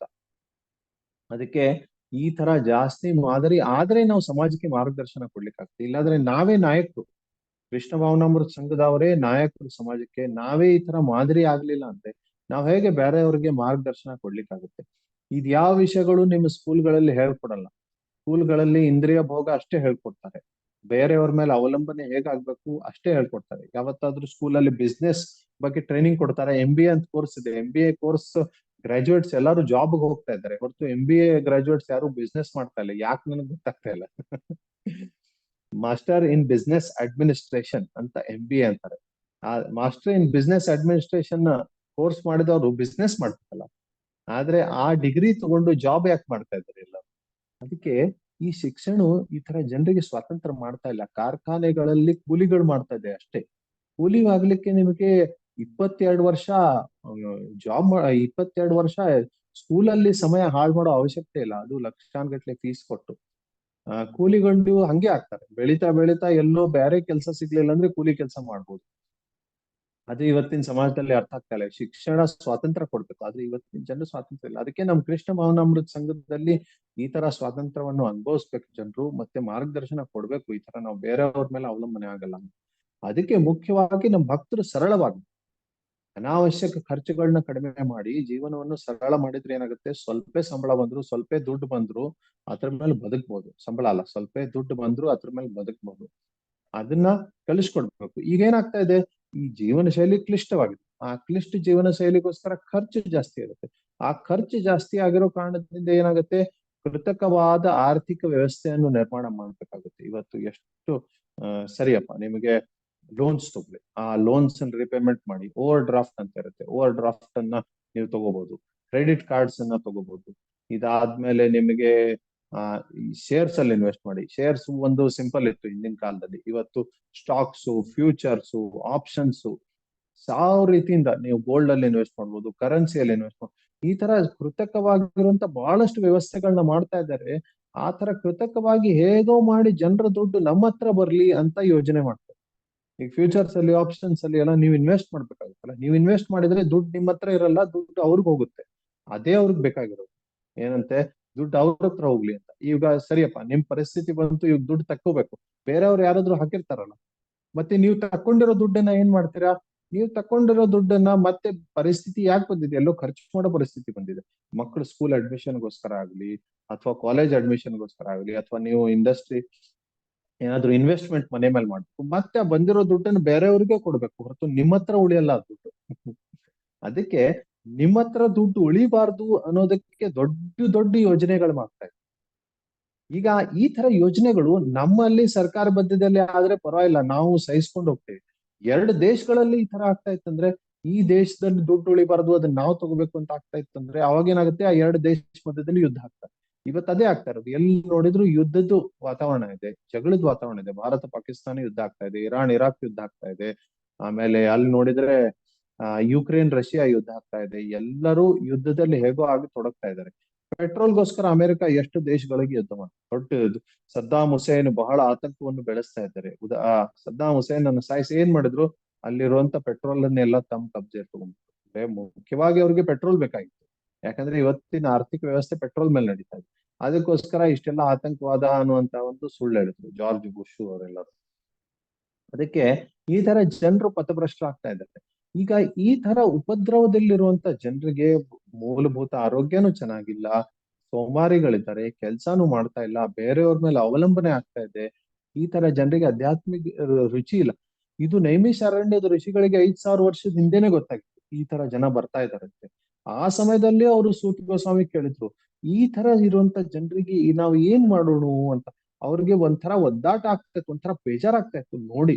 ಯಾಕಂದ್ರೆ ಅವರಲ್ಲಿ ಸಮಸ್ಯೆ ಇರ್ಲಿಲ್ಲ. ಅವರಿಗೆ ಆರಾಮಾಗಿ ಯಜ್ಞ ಯಾಗಾದಿಗಳನ್ನ ಮುಗಿಸ್ಕೊಂಡು ಕುತ್ಕೊಂಡು ಪ್ರವಚನ ಕೇಳುವಷ್ಟು ಸಮಯ ಇತ್ತು ಅವ್ರಿಗೆ. ಅವರಿಗೆ ಈ ಪ್ರವಚನ ಕೇಳಿ ನಾನು ಎಷ್ಟು ದುಡಿಬೇಕು ಅನ್ನುವಂತ ಟೆನ್ಷನ್ ಇರ್ಲಿಲ್ಲ. ಯಾಕಂದ್ರೆ ಒಂದ್ ಸಣ್ಣ ಗುಡಿಸ್ಲಲ್ಲಿ ಇರ್ತಾ ಇದ್ರು ಋಷಿಗಳು. ಆ ಗುಡಿಸ್ಲಿಗೆ ಅದನ್ನ ಮಾಡ್ಲಿಕ್ಕೆ, ನಿರ್ಮಾಣ ಮಾಡ್ಲಿಕ್ಕೆ ಏನು ಇವತ್ತಿನ ತರ ಸಾಲ ತಗೊಳ್ಳೋ ಅವಶ್ಯಕತೆ ಇರ್ಲಿಲ್ಲ. ಕಾಡಲ್ಲಿ ಅಥವಾ ಅಲ್ಲೇ ಇಲ್ಲೇ ಮರ ಸೌದೆಗಳು ಸಿಗ್ತಾ ಇತ್ತು, ಒಂದ್ ಸ್ವಲ್ಪ ಮಣ್ಣು ಕಲ್ಲು ಎಲ್ಲ ಸಿಗ್ತಾ ಇತ್ತು. ಅದರಿಂದ ಒಂದು ಆಶ್ರಮ ನಿರ್ಮಾಣ ಮಾಡಿ ಸರಳ ಜೀವನ ವ್ಯತೀತ ಮಾಡ್ತಿದ್ರು. ಖರ್ಚಿಲ್ದೇನೆ ಮನೆ ವ್ಯವಸ್ಥೆ. ಅದೇ ದಾನ ಧರ್ಮ ಬರ್ತಾ ಇತ್ತು, ಅದರಿಂದ ಆಹಾರದ ವ್ಯವಸ್ಥೆ. ಅದರಿಂದ ಎಷ್ಟು ಸಮಯ ಇರ್ತಿತ್ತು, ಯಜ್ಞ ಯಾಗಾದಿಗಳನ್ನ ಮುಗಿಸಿ ಮಧ್ಯಾಹ್ನ ಊಟ ಮುಗಿಸಿದ್ರೆ ರಾತ್ರಿ ತನಕ ಬೇರೆ ಕೆಲಸನೇ ಇಲ್ಲ, ಬರೀ ಭಾಗವತ ಶ್ರವಣ ಮಾಡ್ಬೋದು. ಈ ತರ ಸೂತ ಗೋಸ್ವಾಮಿಗಳ ಹತ್ರ ಆರಾಮಾಗಿ ನೆಮ್ಮದಿಯಿಂದ ಕೂತ್ಕೊಂಡು ಭಾಗವತ ಶ್ರವಣ ಮಾಡ್ತಾ ಇದ್ರು. ಆದ್ರೆ ಅವ್ರಿಗೆ ಏನ್ ಅನ್ಸ್ತಿತ್ತು, ಈ ಸೌಲಭ್ಯ ಕಲಿಯುಗ ಜನರಿಗೆ ಇರಲ್ಲಲ್ಲ. ಯಾಕಂದ್ರೆ ದೊಡ್ಡ ದೊಡ್ಡ ಅಂಬಾನಿ ಆ ತರ ದೊಡ್ಡ ದೊಡ್ಡ ಬಿಸ್ನೆಸ್ ಮ್ಯಾನ್ ಏನ್ ಮಾಡ್ತಾರೆ, ತಾವು ನೆಮ್ಮದಿಯಿಂದ ಇರ್ತಾರೆ, ತಮಗೆಲ್ಲಾ ಸುಖ ಇರುತ್ತೆ. ನಾರಾಯಣ ಮೂರ್ತಿ ತಾನ್ ನೆಮ್ಮದಿಯಿಂದ ಇರ್ತಾರೆ. ಆದ್ರೆ ಅವ್ರ ಅಪೇಕ್ಷೆ ಏನು, ವಾರಕ್ಕೆ 70 ಗಂಟೆ ಎಲ್ಲರೂ ದುಡಿಬೇಕು, 80 ಗಂಟೆ ಎಲ್ಲರೂ ದುಡಿಬೇಕು. ಅಂದ್ರೆ ಅವ್ರೇನ್ ಹೇಳ್ತಾರೆ, ಈ ತರ 70 ಗಂಟೆ ದುಡಿದ್ರೆ ದೇಶದ ಅಭಿವೃದ್ಧಿ ಆಗ್ತದೆ. ದೇಶದ ಅಭಿವೃದ್ಧಿ ಹೇಗಾಗ್ತಾ ಇದೆ, ಇನ್ಫೋಸಿಸ್ ಅಭಿವೃದ್ಧಿ ಆದ್ರೆ ದೇಶದ ಅಭಿವೃದ್ಧಿ ಆಗ್ತದೆ. ಅದಕ್ಕೆ ಅವ್ರ ಮನಸ್ಸಲ್ಲಿ ಏನಿದೆ, ಇನ್ಫೋಸಿಸ್ ಅಭಿವೃದ್ಧಿ ಆಗ್ಲಿ. ಅದಕ್ಕೋಸ್ಕರ ನೀವೆಲ್ಲ ಕತ್ತೆ ತರ ದುಡಿರಿ ಅಂತ. ಅದಕ್ಕೆ ಹಿಂದಿನ ಕಾಲದಲ್ಲಿ ಎಲ್ಲರಿಗೂ ನೆಮ್ಮದಿ ಇರ್ತಿತ್ತು. ಇವತ್ತಿನ ಕಾಲದಲ್ಲಿ ಸ್ವಲ್ಪ ವ್ಯಾಪಾರಿಗಳಿಗೆ ನೆಮ್ಮದಿ ಇದೆ. ಅವ್ರಿಗೂ ಅಷ್ಟು ನೆಮ್ಮದಿ ಇಲ್ಲ. ಯಾಕಂದ್ರೆ ಅವ್ರಿಗೂ ಕಾಂಪಿಟಿಷನ್. ಈಗ ಜಿಯೋ, ಈಗ ಅಂಬಾನಿಗೆ ಏನು ಅವಶ್ಯಕತೆ ಇಲ್ಲ ಇನ್ನು ಹೊಸ ಪ್ಲಾನ್ ತಗೋಬೇಕು ಅಂತ. ಆದ್ರೂ ಕೂಡ ಟೆನ್ಷನ್ ಮಾಡಿ ಮುಂದಿನ ವರ್ಷ ಇನ್ನೇನು ಹೊಸ ಪ್ಲಾನ್ ಮಾಡ್ಬೇಕು, ಮುಂದಿನ ವರ್ಷ ಇನ್ನೂ ಜಾಸ್ತಿ ಏನ್ ಮಾಡ್ಬೇಕು. ಯಾಕಂದ್ರೆ ಕಾಂಪಿಟಿಷನ್ ಇರುತ್ತೆ. ಅವ್ರು ಹಿಂಸರಿದ್ರೆ ಬೇರೆ ಅವ್ರ ಮೇಲೆ ಬಂದ್ಬಿಡ್ತಾರೆ. ಅದಕ್ಕೆ ಯಾರಿಗೂ ಇವತ್ತಿನ ಕಾಲದಲ್ಲಿ ನೆಮ್ಮದಿ ಇಲ್ಲ. ಈ ತರದ ಜನರಿಗೆ ಆಧ್ಯಾತ್ಮಿಕ ಮಾರ್ಗದಲ್ಲಿ ಹೇಗೆ ಬೆಳೆಸೋದು, ಈ ತರದ ಜನರಿಗೆ ಹೇಗೆ ಮಾರ್ಗದರ್ಶನ ಕೊಡೋದು, ಇದು ಬಹಳ ದೊಡ್ಡ ಚಿಂತೆಯ ವಿಷಯ ಆಗಿತ್ತು ನೈಮಿಷಾರಣ್ಯದ ಋಷಿಗಳಿಗೆ. ಸ್ವಲ್ಪ ಯೋಚನೆ ಮಾಡಿ, ಅವ್ರಿಗೆ ಎಷ್ಟು ಟೆನ್ಷನ್ ಆಗ್ತಿರ್ಬೋದು ಇವಾಗ. ಯಾಕಂದ್ರೆ ಅವ್ರಿಗಿರುವಂತ ನೆಮ್ಮದಿ, ಅವ್ರಿಗೆ ದೂರದೃಷ್ಟಿ ಇದೆ, ಇದೆಲ್ಲ ನೋಡ್ತಾ ಇದ್ದಾರೆ ಅವ್ರು ಎಷ್ಟು ಕಷ್ಟ ಅನುಭವಿಸ್ತಾ ಇದಾರಂತೆ. ನಮಗೆ ನೆಮ್ಮದಿ ಇದೆ, ಇವ್ರಿಗೆ ಇಷ್ಟು ಕಷ್ಟ ಇದೆ. ನಮಗೆ ಆರೋಗ್ಯ ಇದೆ, ಇವ್ರಿಗೆ ಆರೋಗ್ಯ ಇಲ್ಲ. ನಮಗೆ ಆಧ್ಯಾತ್ಮಿಕ ಜೀವನಕ್ಕೆ ಸಮಯ ಇದೆ, ಇವ್ರಿಗಿಲ್ಲ. ಹೇಗೆ ಈ ಜನರಿಗೆ ಮಾರ್ಗದರ್ಶನ ಮಾಡುವುದು ಅಂತ ಆತರ ಕಳಕಳಿ, ಆ ಕಳಕಳಿಯ ಆಧಾರದ ಮೇಲೆ ಭಾಗವತ ರಚನೆ. ಅದಕ್ಕೆ ಸೂತ ಗೋಸ್ವಾಮಿಗಳು ಭಾಗವತವನ್ನು ಹೇಳಿ ಈ ಸಮಸ್ಯೆಯನ್ನ ಪರಿಹಾರ ಮಾಡ್ತಾ ಇದ್ದಾರೆ. ಅದಕ್ಕೆ ಇವಾಗ ನಾವು ಭಾಗವತ ಚರ್ಚೆ ಮಾಡ್ತಾ ಇದ್ದೀವಿ. ಭಾಗವತ ಚರ್ಚೆ ಮುಗಿಯೋವರೆಗೆ, 12 ಸ್ಕಂದಗಳು ಮುಗಿಯೋವರೆಗೆ ಕನಿಷ್ಠವಾಗಿ ನಾವು ಯಾರ ಪ್ರವಚನ ಕೇಳ್ತಾ ಇದ್ದೀವಿ, ನಮ್ಮ ಜೀವನದಲ್ಲಾದ್ರೂ ಈ ಸಮಸ್ಯೆಗಳು ಪರಿಹಾರ ಆಗಿದೆ. ಜಗತ್ತಿನ ಸಮಸ್ಯೆಗಳು ಬಿಟ್ಬಿಡಿ, ಸೂತ ಗೋಸ್ವಾಮಿಗಳು ಈ ಸಮಸ್ಯೆಗಳನ್ನ ಪರಿಹಾರ ಮಾಡ್ಲಿಕ್ಕೆ ಮಾರ್ಗದರ್ಶನವನ್ನು ಕೊಡ್ತಾ ಇದ್ದಾರೆ. ಸೂತ ಗೋಸ್ವಾಮಿಗಳು ಕೊಟ್ಟಿರೋ ಉದ್ದೇಶ ಅದೇ ಭಾಗವತದ್ದು. ಯಾಕಂದ್ರೆ ಇವ್ರು ಕೇಳಿರೋ ಪ್ರಶ್ನೆ ಅದು, ಇದ್ರ ಉತ್ತರ. ಕನಿಷ್ಠವಾಗಿ ಇದು ಮುಗಿಯೋವರೆಗೆ ನಮ್ಮ ಜೀವನದ್ದು ಈ ಸಮಸ್ಯೆಗಳಾದ್ರೂ ಪರಿಹಾರ ಆಗ್ಬೇಕು ಅಂದ್ರೆ ನಾವು ಭಾಗವತ ಕೇಳಿ ಸಾರ್ಥಕ ಆಗುತ್ತೆ. ಇದು ಉದ್ದೇಶ ನಾವು ಭಾಗವತ ಕಲಿಯೋದು. ಅದಕ್ಕೆ ಇನ್ನು ಈ 12 ಸ್ಕಂದ ಮುಗಿಲಿಕ್ಕೆ ಇನ್ನೊಂದ್ ಸ್ವಲ್ಪ ವರ್ಷ ಹಿಡಿಯುತ್ತೆ, ನೋಡೋಣಂತೆ. ಬೇಗ ಆದ್ರೆ 4-5 ವರ್ಷದಲ್ಲಿ ಆಗ್ಬೋದು. ಅಷ್ಟರಲ್ಲಿ ನಮ್ಗೆ ಎಲ್ಲಾ ಸಮಸ್ಯೆಗಳ ಪರಿಹಾರ ಆಗಿರ್ಬೇಕು ಅಂತ ಅಪೇಕ್ಷೆ. ಹರೇ ಕೃಷ್ಣ. ಏನಾದ್ರು ಪ್ರಶ್ನೆಗಳಿದೆಯಾ, ಹೇಳ್ಬೋದು.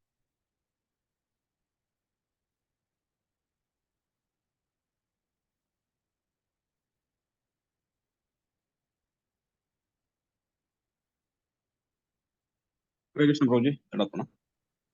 ಹರೇ ಕೃಷ್ಣ ಪ್ರಭು, ನೀವು ಸಿಂಪಲ್ ಲಿವಿಂಗ್ ಹೈ ಥಿಂಕಿಂಗ್ ಬಗ್ಗೆ ಒಂದೆರಡು ವಿಚಾರಗಳು ಹೇಳ್ತಾ ಇದ್ರಿ. ಈಗೆಲ್ಲ ಜೀವನ ಯಾವ ತರ ಆಗೋಗ್ಬಿಟ್ಟಿದೆ ಅನ್ನೋದ್ರ ಬಗ್ಗೆ ವಿವರಣೆ ಹೇಳಿದ್ರಿ. ಹಾಗೆ ಸರಳ ಜೀವನ ಅನ್ನೋದ್ರ ಬಗ್ಗೆನೂ ಒಂದ್ ಸ್ವಲ್ಪ, ಆ ಸರಳ ಜೀವನ ಅಂತಂದ್ರೆ ಹೇಗಿರುತ್ತೆ ಅಂತ ಒಂದ್ ಸ್ವಲ್ಪ ವಿವರಿಸಿ ಹೇಳ್ತೀರಾ? ಆ ಜೀವನದಲ್ಲಿ ನಮ್ಮ ಆಲೋಚನೆ, ಕೃಷ್ಣ ಪ್ರಜ್ಞೆಗೆ ಯಾವ ರೀತಿ ಪ್ರಯಾರಿಟಿ ಕೊಡಬೇಕು ಪ್ರಾಕ್ಟಿಕಲ್ ಲೈಫ್ ಅಲ್ಲಿ ಅನ್ನೋದ್ರ ಬಗ್ಗೆ ಒಂದ್ಸತಿ ವಿವರಿಸಿ. ಹರೇ. ತುಂಬಾ ಅದ್ಭುತ ಪ್ರಶ್ನೆ ಕೇಳಿದ್ರು ಪ್ರಭು, ಬಹಳ ಧನ್ಯವಾದ. ಈಗ ನೋಡಿ, ನಮ್ಮ ಜೀವನಕ್ಕೆ ಏನ್ ಬೇಕು ಬದುಕ್ಲಿಕ್ಕೆ? ಒಳ್ಳೆ ಆಹಾರ ಬೇಕು, ಇರ್ಲಿಕ್ಕೊಂದು ಮನೆ ಬೇಕು, ಆಮೇಲೆ ಇನ್ನೊಂದೇನ್ ಬೇಕು, ಬಟ್ಟೆಗಳು ಹಾಕೊಲಿಕ್ಕೆ ಬೇಕು. ಇದು ನಾವು ಸರ್ಕಾರ ಕೂಡ ಇದು ಹೇಳಿದೆ, ಇದು ಮೂಲಭೂತ ಅವಶ್ಯಕತೆಗಳು ಇವು 3 ಅಂತ. ಆರೋಗ್ಯ ಕೂಡ ಒಂದು ಅವಶ್ಯಕತೆ ಇವತ್ತಾಗಿದೆ, ಹಿಂದಿನ ಕಾಲದಲ್ಲಿ ಇರ್ತದೆ. ಈಗ ಇಷ್ಟು ಮಾಡ್ಲಿಕ್ಕೆ ಪ್ರಕೃತಿ ಸಾವಿರಾರು ವರ್ಷದಿಂದ ಸರಳಾಗಿ ಕೊಡ್ತಾ ಇದೆ. ಹಿಂದಿನ ಕಾಲದಲ್ಲಿ ಮನೆಗಳು ಯಾವ ತರ ಮಾಡ್ತಾ ಇದ್ರು? ಒಂದು ಸಿಂಪಲ್ ಆಗಿರುವಂತ ಮಣ್ಣಿನ ಮನೆಗಳು, ಜಾಗ ಎಲ್ಲಾ ಕಡೆ ಸಿಗ್ತಾ ಇತ್ತು. ಕಾರ್ಡ್ ಎಲ್ಲಾದ್ರೂ ಸಿಗ್ತಾ ಇತ್ತು, ಎಲ್ಲಾದ್ರೂ ಊರ್ ಹೊರಗಡೆ ಹೋದ್ರೆ ಎಲ್ಲಾದ್ರೂ ಜಾಗ ಸಿಗ್ತಾ ಇತ್ತು. ಇವತ್ತು ಜಾಗ ಒಂದ್ ಸ್ವಲ್ಪ ತುಂಬಾ ಕಾಸ್ಟ್ಲಿ ಆಗಿದೆ. ಆದ್ರೂ ಸಹ ಒಂದ್ ಸ್ವಲ್ಪ ದೂರ ಹೋದ್ರೆ ಆ ತರ ಕಡಿಮೆ ಎಲ್ಲ ಸಿಗುತ್ತೆ. ಒಂದ್ ಸ್ವಲ್ಪ ಪ್ರಭುಪಾದ್ ಹೇಳಿದ್ರು, 1 ಎಕರೆ ಜಾಗ ತಗೊಂಡು ಒಂದು ಪರಿವಾರದವರು 4 ಎಕರೆ ತಗೊಂಡು 1 ಹಸು ಸಾಕಿದ್ರೆ ಸಾಕು ಅಂತ ಪ್ರಭುಪಾದ್ ಹೇಳಿದ್ರು. ಪರಿವಾರದವರು, ದೊಡ್ಡ ಪರಿವಾರದವರು ಸುಖವಾಗಿರ್ಬೋದು ಅಂತ. ಅಂದ್ರೆ ನಾವು ಅಲ್ಲಿರುವಂತ ಸಿಗುವಂತ ಕಲ್ಲು, ಮಣ್ಣು, ಸೌದೆ ಇದನ್ನ ತಗೊಂಡು ಒಂದು ಮನೆಯನ್ನ ಕಟ್ಸಿ ಒಳಗಡೆ ಸಗಣಿ ಸಾರಿಸುವಂತದ್ದು, ಇದು ಇವತ್ತಿನ ಮಾಡರ್ನ್ ಸೊಸೈಟಿಗೆ ನೀಟ್ ಕಾಣ್ತಾ ಇರ್ಬೋದು. ಆದ್ರೆ ಒಂದು ನೆಮ್ಮದಿ ಇರುತ್ತೆ ಈ ತರ ಸರಳ ಜೀವನವನ್ನು ಬದುಕಿ. ಆಹಾರದ ಸಮಸ್ಯೆ ಇದೆಯಲ್ಲ ನೋಡಿ, 1 ಎಕರೆಯಲ್ಲಿ ನಾವು ಆಹಾರ ಬೆಳೆಸಿದ್ರಿ ಎಷ್ಟು ದುಡಿಬೇಕಾಗತ್ತೆ ನಾನು ಹೇಳ್ತೇನೆ. ಯಾಕಂದ್ರೆ ನಾನು ಸ್ವತಃ 2 ವರ್ಷ ಭತ್ತದ ಕೃಷಿ ಮಾಡಿದ್ದೇನೆ. 2017, 2018, 2 ವರ್ಷ ಭತ್ತದ ಕೃಷಿ ನಾನು ಸ್ವತಃ ಮಾಡಿದ್ದೀನಿ. ಕೃಷಿಗೋಸ್ಕರ ಬರೀ ಭತ್ತ ನೀವು ಎಲ್ಲಾ ಸೇರಿಸಿ ಒಂದು 2 ತಿಂಗಳು ದುಡಿತೆ.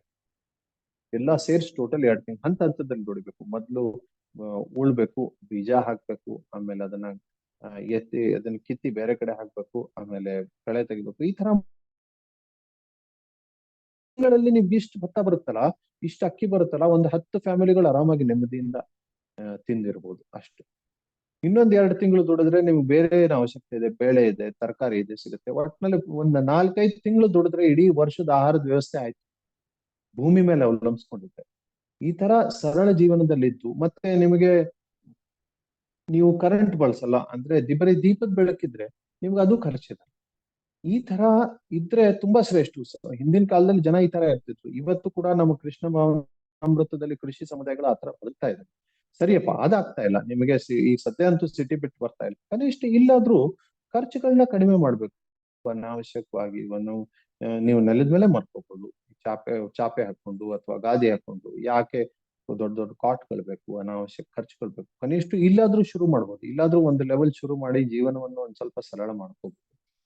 ಹೊರಗಡೆ ಖರ್ಚು ಮಾಡೋ ಅವಶ್ಯಕತೆ ಇಲ್ಲ. ಅಲ್ಲಿ ತಿನ್ಲಿಕ್ಕೆ ಏನ್ ಬೇಕೋ ಅದ್ ಮನೆಯಲ್ಲೇ ಅಡಿಗೆ ಮಾಡ್ಕೊಂಡು ಈ ತರ ಮಾಡಿ ಒಂದ್ ಹೆಜ್ಜೆ ಇಟ್ರೆ ಮುಂದಿನ ಹೆಜ್ಜೆ ಕನಿಷ್ಠ ಮಕ್ಕಳಿಗೋಸ್ಕರ ಒಳ್ಳೆ ಭವಿಷ್ಯ ಸಿಗ್ಲಿ ಅಂತ ಹೇಳಿ ಆ ತರ ವಾತಾವರಣಕ್ಕೆ ಹೋಗ್ಲಿಕ್ಕೆ ಪಾಲಕರು ಎಲ್ಲರೂ, ತಂದೆ ತಾಯಂದ್ರು ಪ್ರಯತ್ನ ಮಾಡ್ಬೇಕು ಗಂಭೀರವಾಗಿ.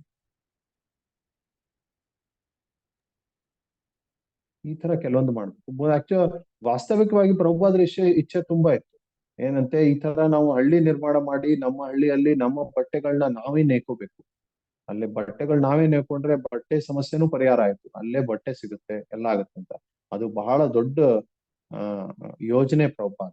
ಒಂದು ಕಾಲದಲ್ಲಿ ಬರುತ್ತೆ, ಅದು ಕೂಡ ಒಂದು ಕಾಲದಲ್ಲಿ ಬರುತ್ತೆ. ಯಾವ ಕಾರಣದಲ್ಲಿ ಯಾವ್ದೇ ತರದ ಮಷೀನ್ಗಳು ಬೇಡ ಅಂತ. ಆದ್ರೆ ಅದ್ ಬರೋಕ್ಕಿಂತ ಮುಂಚೆ ಕನಿಷ್ಠವಾಗಿ ಒಂದ್ ಹೆಜ್ಜೆಯನ್ನು ಇಟ್ಟು ಇರೋದ್ರಲ್ಲಿ ಜೀವನವನ್ನು ಸರಳ ಮಾಡ್ಕೊಂಡ್ರೆ ಬಹಳ ನಮ್ಮ ಸಮಸ್ಯೆಗಳು ಪರಿಹಾರ.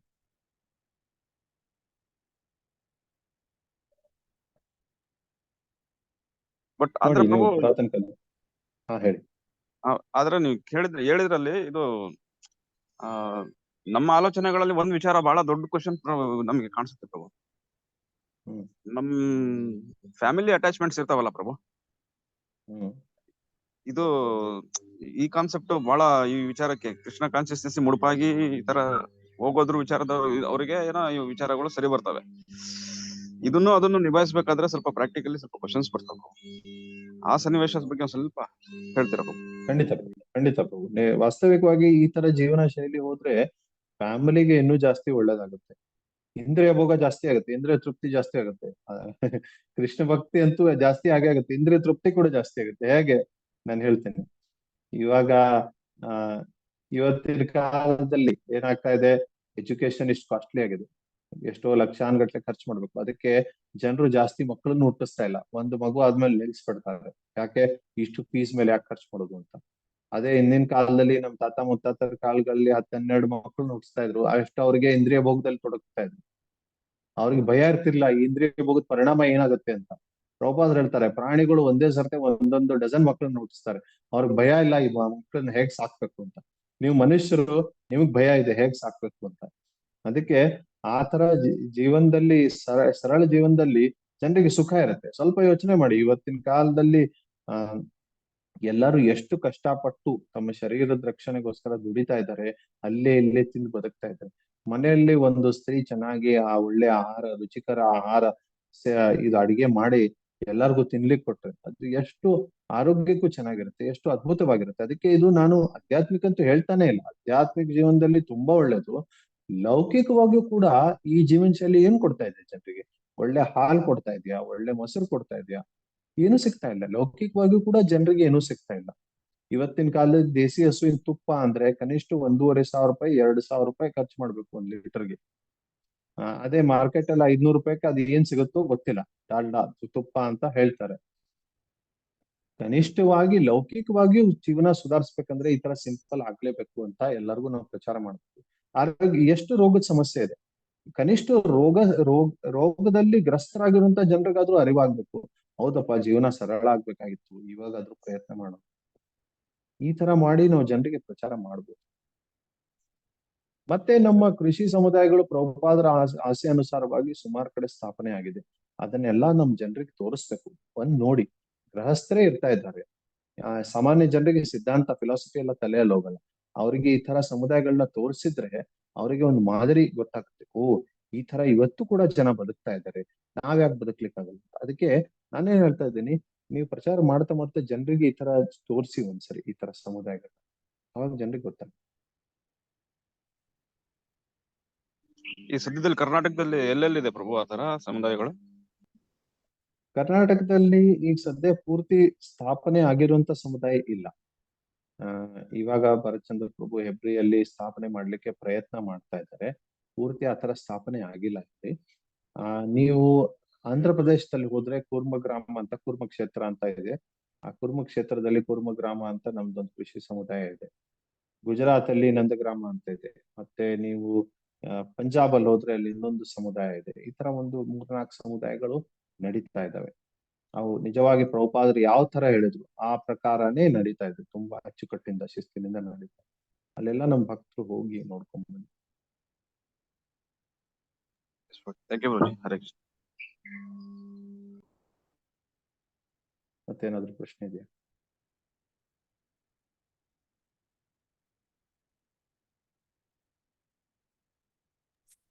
ಹರೇ ಕೃಷ್ಣ ಪ್ರಭುಜಿ. ಹಾ ಮಾತಾಜಿ. ನಾವು ಇಷ್ಟು ದಿನದವರೆಗೂ ನಮ್ಗೆ ಇದೆಲ್ಲ ಗೊತ್ತಿಲ್ಲದೆ ನಮ್ಮ ಮಕ್ಳಿಗೆ ಇದನ್ನ ನಾವ್ ಏನ್ ಹೇಳ್ಬಾರ್ದು ಅದನ್ನೆಲ್ಲ ಹೇಳ್ಬಿಟ್ಟಿದ್ವಿ. ವಾಪಸ್ ಅವ್ನ ಈ ಕಡೆಗೆ ಹೆಂಗ್ ಕರ್ಕೊಂಬರಕ್ ಸಾಧ್ಯ ಆಗುತ್ತೆ ಪ್ರಭುಜಿ? ನೀವ್ ಹೇಳ್ದಂಗೆ ಒಂದು ಊಟ ಅನ್ನೋದೊಂದಿದೆ, ಅದನ್ನ ಈಗ ಗೊತ್ತಾದ್ಮೇಲಿಂದ ಪ್ರಸಾದನೆ ಮಾಡಿ ಊಟ ಮಾಡಿಸ್ತಾ ಇದ್ದೀವಿ. ಬಟ್ ಬೇರೆ ವಿಚಾರಗಳನ್ನ ಯಾವ ತರ ಕೊಡಕ್ ಆಗ್ಬೋದು ಅವ್ರಿಗೆ? ಹೌದು. ಅದಕ್ಕೆ ಮಾತಾಜಿ ಎರಡ್ ತರ ಇರುತ್ತೆ. ಒಂದು, ಜನರಿಗೆ ನಾವು ಪ್ರಚಾರ ಮಾಡ್ತಾ ಇರ್ಬೇಕು. ಭಗವಂತನ ಪ್ರಕೃತಿ ನೋಡಿ ತುಂಬಾ ಸರಳವಾಗಿದೆ. ಯಾವುದು ಪ್ರಾಕೃತಿಕವಾಗಿದೆ ಅದು ಚೆನ್ನಾಗಿರುತ್ತೆ ನಮ್ಮ. ಯಾವುದು ಕೃತಕವಾಗಿ ಮನುಷ್ಯ ಮಾಡಿದಂತದ್ದು ಅದು ಚೆನ್ನಾಗಿರ್ಲಿ, ಇಷ್ಟೇ ನಿಯಮ. ಯಾಕೆ ಪ್ರಾಕೃತಿಕವಾಗಿರೋದು ಚೆನ್ನಾಗಿರುತ್ತೆ? ಯಾಕಂದ್ರೆ ಪ್ರಕೃತಿಯಿಂದ ಬಂದಿದ್ದು ಭಗವಂತನಿಂದ ಬಂದಿದೆ, ಇದು ಮನುಷ್ಯನಿಂದ ಬಂದಿದೆ. ಎಲ್ಲ ಭಗವಂತನಿಂದಾನೇ, ಆದ್ರೆ ಇದು ಮನುಷ್ಯನ ಕೈ ಮಧ್ಯದಲ್ಲಿ ಬಂದಿದೆ.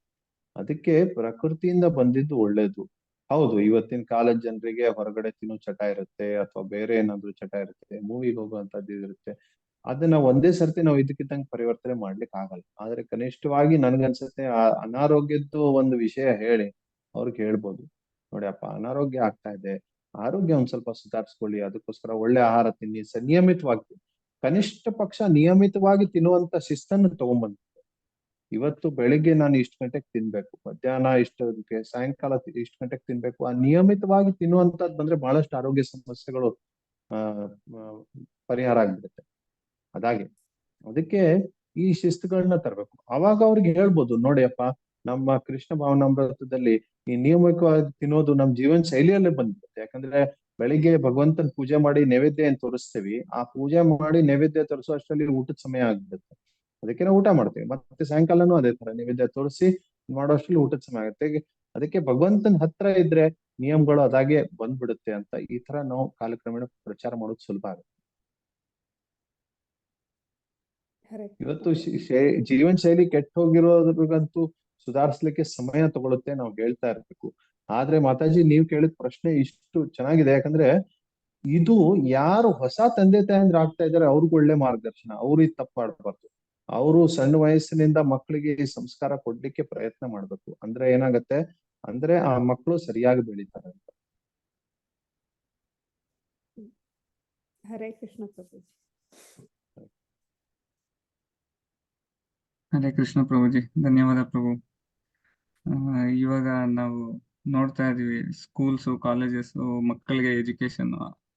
ಸೊ ಇದನ್ನೆಲ್ಲ ನಾವು ತಿಳ್ಕೊಂಡು ಅದನ್ನ ಚೇಂಜ್ ಮಾಡ್ಬೇಕು ಅಂತಂದ್ರೆ ತುಂಬಾ ಕಷ್ಟ ಆಗ್ತಾ ಇದೆ ಪ್ರಭು, ಎಲ್ಲ ಜನಕ್ಕಾಗ್ಲಿ. ಅದಕ್ಕೆ ನಮ್ಮ ಶೈಕ್ಷಣಿಕ ವ್ಯವಸ್ಥೆ ಇರ್ಬೇಕು. ನಮ್ಮ ಶೈಕ್ಷಣಿಕ ವ್ಯವಸ್ಥೆ ಸರಳ ಜೀವನ ಬ್ರಹ್ಮಚಾರ್ಯ ಹೇಳ್ಕೊಡ್ಬೇಕು ಸಣ್ಣ ವಯಸ್ಸಿನಿಂದ. ಆ ತರ ನಮ್ಮ ಕೃಷ್ಣ ಭಾವನಾಮೃತ ಸಂಘದಲ್ಲಿ ಗುರುಕುಲಗಳು ಸ್ಥಾಪನೆ ಮಾಡ್ಬೇಕು ಅಂತ ಪ್ರಭುಪಾದರ ಇಚ್ಛೆ ಇತ್ತು. ನಾವು ಇದನ್ನ ಚಾಲೆಂಜ್ ಮಾಡ್ಬೇಕು. ನಾವು ಈ ವ್ಯವಸ್ಥೆಯನ್ನು ಒಪ್ಕೊಳ್ದೇನೆ ನಮ್ಮ ಮಕ್ಕಳಿಗೆ ಇಂದ್ರಿಯ ಸಂಯಮನೆ ಸಣ್ಣ ವಯಸ್ಸಿನಿಂದ ಹೇಳ್ಕೊಡ್ಬೇಕು. ಅದಕ್ಕೆ ಇದಕ್ಕೋಸ್ಕರ ನಾವು ಪ್ರಯತ್ನ ಮಾಡ್ಬೇಕು. ಇವಾಗ ಎಜುಕೇಶನ್ ಸಮ್ಮರ್ ಕ್ಯಾಂಪ್ ಇದೆಲ್ಲ ಶುರು ಮಾಡ್ಬೇಕು. ತಿರ್ಗಾ ಈ ವರ್ಷ ಆಗ್ಲೇ ಸಮ್ಮರ್ ಬರ್ತಾ ಇದೆ. ಮುಖ್ಯವಾಗಿ ಈ ತರ ಇವೆಲ್ಲ ಕ್ಯಾಂಪ್ಗಳ ಲಕ್ಷ್ಯ ಏನಿರ್ಬೇಕಂದ್ರೆ, ಕಾಲಕ್ರಮೇಣ ಮಕ್ಕಳಿಗೆ ಅವ್ರ ತಂದೆ ತಾಯಂದಿರಿಗೆ ಇದು ಒಳ್ಳೇದು ಅಂತ ಪ್ರಚಾರ ಮಾಡಿ ಅವರಿಗೆ ಈ ಮಾರ್ಗದಲ್ಲಿ ತರಿಸ್ಲಿಕ್ಕೆ ಪ್ರಯತ್ನ ಮಾಡ್ಬೇಕು. ಸಮ್ಮರ್ ಕ್ಯಾಂಪ್ ಯಾಕೆ, ಇಡೀ ವರ್ಷ ಎಲ್ಲ ನೀವು ನಮ್ಮ ಹತ್ರನೇ ಬಂದು ನಿಮ್ ಮಕ್ಕಳನ್ನ ಇಲ್ಲಿ ಓದಿಸಿ ಅಂತ. ಇಲ್ಲಿ ಫೀಸ್ ಏನಿರಲ್ಲ. ಕೃಷ್ಣ ಭಾವನಾಮೃತ ಸಂಘದಲ್ಲಿ ಗುರುಕುಲಗಳಲ್ಲಿ ಏನೂ ಫೀಸ್ ಇರಲ್ಲ. ಏನು ಫೀಸ್ ಇಲ್ಲದೆ ಅವರಿಗೆ ಅದ್ಭುತವಾದ ಶಿಕ್ಷಣ ಸಿಗ್ತಾ ಇದೆ. ಜೀವನದಲ್ಲಿ ಸ್ವತಂತ್ರವಾಗಿ ಬದುಕುವಂತ ವ್ಯವಸ್ಥೆ ಸಿಗ್ತಾ ಇದೆ. ಇದನ್ನ ನಾವು ಪ್ರಚಾರ ಮಾಡ್ಬೇಕು.